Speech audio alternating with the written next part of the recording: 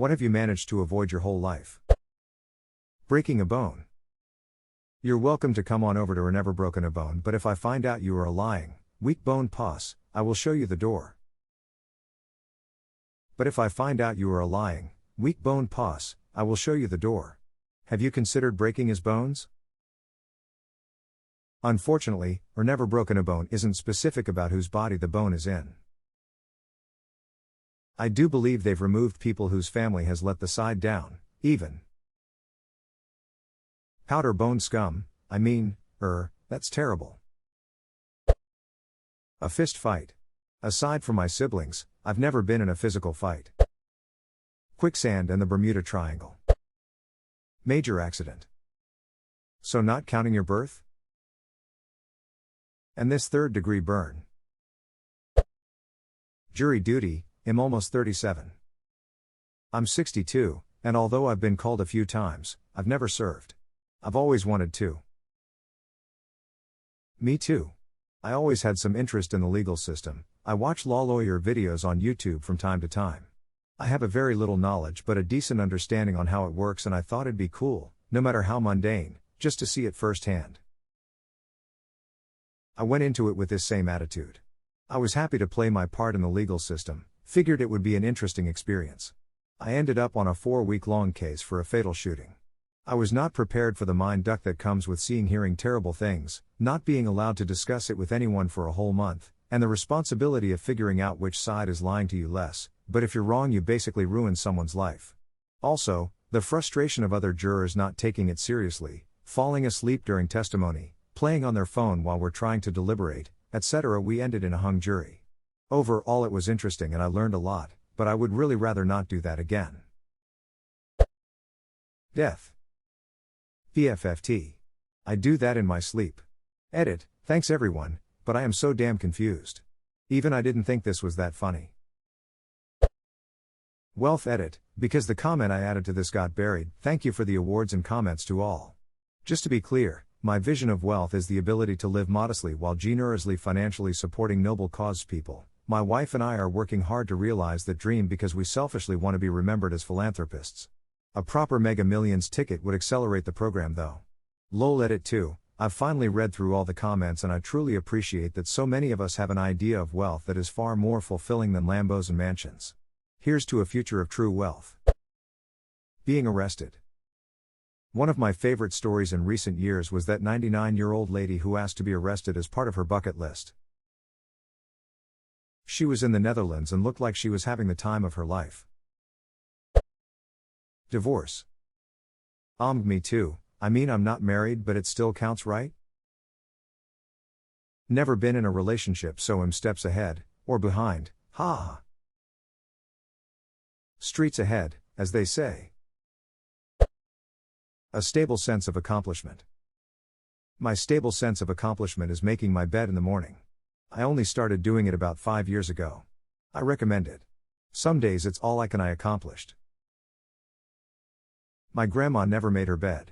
She told me it's good to air it out and I've followed her advice. Not seeing any of my family banging or finding their porn stash or toys edit. Holy shit. Wow, I didn't expect this kind of response. Thanks kind strangers. Yet. A person can dream, right? Wait. Success. Technically, you're successful at not being successful then, which makes you successful. Well, society usually tend to call that failure. Then you are successful at failure. Kidney stones. I had problems getting on the right medication. Found one 5 years where the biggest side effect is kidney stones. Thank the Lord it hasn't happened, yet. It is ducking horrible. Not to scare you, but I was in pain for about 3 months. It was insane. It's literally the most painful thing that's happened to me. I even had a mother of 2 with cancer say I don't envy you, they're so painful it's horrible, which made me feel even worse. Apparently there's a high chance that once you have one another will come along fairly quickly due to, there's still being plaque in there and man, I am not looking forward to that. The moment I feel it I'm running to the doc and begging them for one of those fancy sound wave pulverizer things. Same. I had a kidney stone and I asked the nurse in all seriousness if I was going to die. I went from eating lunch to thinking I had to go to the bathroom to saying, this is it. This is where I die, and profusely sweating so much I was dripping onto the sidewalk and strangers were asking to help me in the span of like 3 minutes. The pain is that bad. Anyone who hasn't had one, consider yourselves very lucky. I had a muscle spasm in my prostate that clamped down on a kidney stone that looked like a snowflake and was the size of a pencil eraser. Better believe I was on the floor so fast my coworkers thought I'd been gunshot. Edit, clarity. Watching 2 girls, 1 cup. Don't plan on ever watching it, even if I die because of not watching it. Same. We should start a club. How about revoided 2 girls 1 cup? Are 2 girls 1 cup 0 views? Cancer. It comes when you least expect it. So if I just expect it slightly more each day, I'm safe? No, that would mean you would get it right now. Taking a picture of my butthole and putting it on the internet. I like the in qualifier here. So you have taken a picture of your butthole. You just haven't posted a tie it. Meth. I did not expect this much attention, thanks everyone. Fun fact, I'm allergic to pseudoephedrine, one of the main ingredients in meth production. Meth would probably send me into anaphylactic shock. As you're not a physician, I cannot recommend meth consumption for you. If you have to, like you're at a party and your stepdad calls you lame when you try to pass the meth pipe without hitting it, pussy, this is why you never started in football. Make sure you take a second-generation antihistamine and have an EpiPen, or generic formulation, on hand. Anaphylactic shock can cause severe symptoms, and health should be your priority. As your stepdad, I cannot recommend meth consumption enough. When you're at a party and you refuse to take a hit after we pass the meth pipe, you look so lame. This is why you never got started in football. Don't start with all that allergy nonsense either. You know EpiPens are just a government conspiracy to brainwash the weak. Anaphylaxis shock isn't real. Pussy.